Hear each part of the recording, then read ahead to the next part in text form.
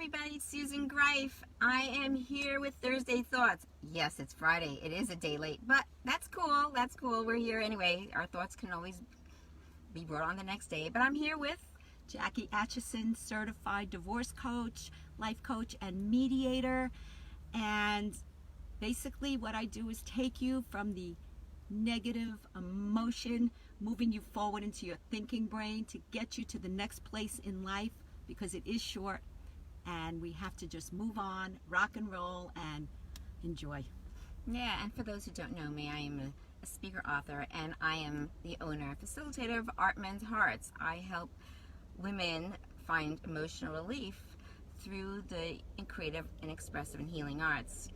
I use art as a way of seeing your subconscious, to see what's holding you back and keeping you stuck in your ways, and then I give you tools and strategies to help you move forward. So we are here today, and we were just having a conversation because we just recently encountered clients, a similar situation. I did recently a podcast about boundaries, and Jackie just told me she had been working with somebody who I work with a number of people, but my newest client in similar situations is abuse. And in relationships, it comes in all different shapes and sizes, and how to recognize it. So I'm just going to tell a personal story I have not shared. It's not on my webpage. It's not out there, but I think it's important for people to understand, okay? My ex-husband, unbeknownst to me at the time, was bipolar, because we didn't know about that stuff back then, and it was a very tumultuous relationship. Emotions were running up and down. I never quite understood a lot of things, couldn't hold a job, so on and so forth. But the issue was I became and trained to become a divorce mediator through the court system in New York in the mid-90s. And I was sent to Albany for 3 days to become the domestic violence expert. And they talk about the wheel of abuse, and it starts out very insidiously. And of course, back then we didn't know enough about the brain. So I was just learning this. And as it started to discuss it, tears started rolling down my face, because I finally understood that I was an abused wife. Yeah, there is this cycle of abuse that, people don't recognize. The cycle starts off with, there's this calmness, and then you start walking on eggshells because there's something that you're afraid to trigger in the other person. So you're like being careful, watching out, but then you do trigger it, not purposefully, but it affected the other person. And when this person becomes triggered, they get very angry and they act out in different ways. There can be physical abuse, verbal abuse, emotional abuse, sexual abuse, all of these ways, that affects the relationship. And the woman becomes the victim. I'm saying woman, I guess I shouldn't be saying that because there is other abuse. So the victim, is afraid, is fearful. Right. Well, Susan, I just want to add, when I was working at the Community Dispute Resolution Center in Staten Island and I was doing intake, I encountered my first situation of a man being abused. And it is the most underreported crime because of the shame attached to it. Yes, yes. And then the next cycle of abuse has to be with, they're apologizing. They're apologizing, they bring a lot of gifts, they're very charming, and that's the other side to the abuser. They are very charming. And I remember 10 years into my relationship with my ex-husband, taking all this jewelry, this makeup jewelry is really what it was, and throwing it on the bed in tears, just saying, this would be great if we had a normal relationship. It would be a bonus, but it's not, instead of. Right. So don't even ask me why I kept going. That's a whole other story, because that's part of the cycle. Right. So the part of the cycle again is that honeymoon phase where you're calm again. So, and you think, oh, this is great. So, I think we learn these abusive cycles to be a victim of through previous relationships.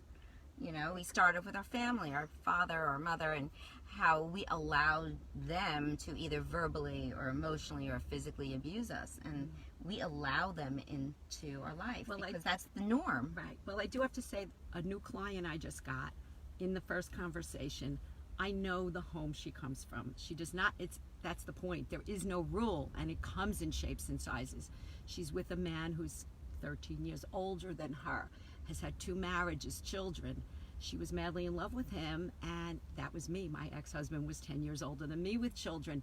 They're very charming, and they can turn the charm on and off. And I'm listening to her tell her story, and basically when he's charming, she's madly in love with him. And when he's not, it's horrible. And what comes along with abuse is usually drinking and drugs, and it gets totally out of control. And just as an aside, Susan, do you know there is actually one day of the year that the most abuse is reported to the police? No idea. Yeah, Super Bowl Sunday. Oh, interesting. And it's coming up, so ladies, please beware if you have that situation. It is very common. Right. So we talk about boundaries to create for ourselves. Yes. So, you know, when we're used to having somebody abuse us or be in our space, allow them in our head, allow them physically, it's because we didn't know better, because we grew up feeling that that was the norm if you have an abusive parent. So so women who have been grew up with that, or women and men who grew up with that, have that, allow people to abuse them because they don't know better. Right. Our best learning experience is the home, so we then tend to think that this is normal. So this is why I do what I do, guys and girls. Listen, if you don't want your daughter to be abused, if you don't want your sons to treat women a certain way, you have to open up your eyes and realize that you have to break the cycle. You are the example for your children, first and foremost. Right. But it starts with you getting out. Right, and empowering. You have to, we have to, as women, or sorry, I keep saying women, my apologies, as the victim of the abuse, they need to constantly realize the cycle, that they're always in these type of relationships. There is a way of stopping the cycle, and it's called empowering yourself. And when I talk about empowering yourself, is, you know, if you allow abuse in your life, that probably means that you don't feel good about yourself. Correct. So until you learn to love and respect yourself, you're going to only attract people like that. But you know what the problem is? You come into a relationship probably liking yourself. But I can say they seek out women, and I am going to speak men and women because it's mostly now, that are weaker. They actually, the abuser knows what they're doing. But you have to not just be strong, you have to set boundaries. And like one of the women said to me, but isn't it normal to be in a relationship with ups and downs? And my response was, if somebody has an illness and they don't go for help, you give it 6 months. There's a number you need to put on this, everybody. And if somebody doesn't go for help within 6 months, that is not the normal up and down of a relationship. Right. And most of these people who are the abusers, they're very controlling.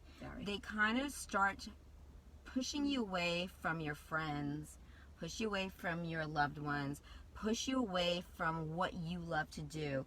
They kind of manipulate you into being caged by them. They isolate. The word is isolate. Right, and this way you're under their thumb, and you have nowhere to go and nowhere to do, and it's very, very scary place to be. Hello, Stephen. Thanks for chiming in, and hi to Barry, Lisa, and Susan for watching. But guys, we want you to know there is help. There is ways out, and it starts with you. One thing you have to remember is you can't change someone else. Boundaries are huge, and it comes with self-love and confidence, and that's what we do as coaches. We move you forward. Not to say you don't need therapy to figure out why you're there, but you need coaches as well. Really important steps for self-empowering, or if you want to go through the divorce process, if that's something that you need to think about. Or if you really think you might want to stay, we do work. We have tools to undo some of the damage for yourself, how to retrain your brain to respond differently, Right. not as that abused person anymore. And Right. but at the same time, look at budgets and numbers and give you the empowerment you need to see that if this doesn't work, you've given it all, and now you're ready to move forward. And these are the important pieces to this. Right, right. And they instill fear, or they do gaslighting and all these Everything. things. I mean, it's Mood. very manipulating. Moods are big. Isolation of themselves even. They remove themselves from everybody and everything. And all of a sudden you're in charge of everything. And you're exhausted. Sometimes you just need somebody to lean on. And you don't. Right. And so if anybody can resonate with this, or if anybody has a friend that can help them resonate what they're going through, the victim, what they're going through, please reach out to either of us. We'll offer a 30-minute complimentary phone call to see if this works, and it'll be totally private, silent. We don't share with anybody. You can reach me at Art Men's Hearts, or you can PM me, and you can reach Jackie. Better Path to Divorce. But again, I don't just do divorce. I can work with you as a life coach in a similar fashion. Well, you're sending love and hugs and healing to all those who feel that they might be a victim of abuse or controlled, and need to feel empowered, because that's what we do. We're believing in empowering women. And speaking of men, if necessary, oh and my God, men. like I'm so. But there is look. I came out of a 23-year-old marriage from that, and I did it, and I helped so many people do it. This is my passion. Right. It's our passion. It's our mission. Yes. Period. Right. And as female coaches, we also believe it's important to share the light of other amazing women. So we're going to start every Thursday, or perhaps every Thursday, bringing other amazing women to join us and give input on what they do and have a conversation.